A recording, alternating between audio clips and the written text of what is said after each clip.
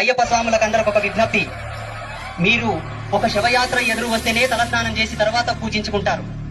అయ్యప్ప దేవస్థానం వెళ్ళేటప్పుడు ఒక సమాధిని దర్శించుకుంటున్నారు. ఇది మన దౌర్భాగ్యం. ఇప్పటికైనా అది మార్చుకోవాలి. ఇలాగే ప్రతి గ్రామంలో, ప్రతి జిల్లాలో, ప్రతి మండలంలో కూడా దర్గాలకు పూజలు చేయడం, దర్గాలకి కందులు చేయడం కూడా బంద్ చేయండి దయచేసి చెప్తున్నా. అవసరం లేదు మనకు. సనాతన ధర్మం ఎప్పుడు కూడా ప్రాణం లేని విగ్రహాలకు పూజ చేయమని చెప్పలేదు. 30 అటువంటిది ఒక సమాధికి మొక్కితే నీ కోరికలు తీరుతాయన్నంత అజ్ఞానం నీకు ఎక్కడ దాపరించింది?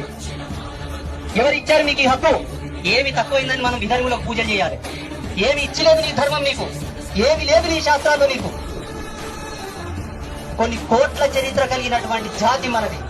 కొన్ని కోటాను కోట్ల చరిత్ర కలిగినటువంటి సనాతనం మనది. ధర్మాన్ని మనం కాపాడుకుందాం. మన దేవతలను మనం పూజించుకుందాం. ఇతర దేవతలతో మనకేం పదయ్యా? ఏముందాడా? ఏముందని పోతున్నారు మీరు? ఎందుకు గౌరవిస్తున్నారు మీరు? నీకు తల వంచితే నువ్వు తల వంచు, నిన్ను గౌరవిస్తే నిన్ను గౌరవించు. నీ జీవితంతో ఆటాడుకుంటుంటే నువ్వెందుకు కప్పుకుంటావు? చీము నెత్తురు లేదా? ధైర్యం లేదా మనకు?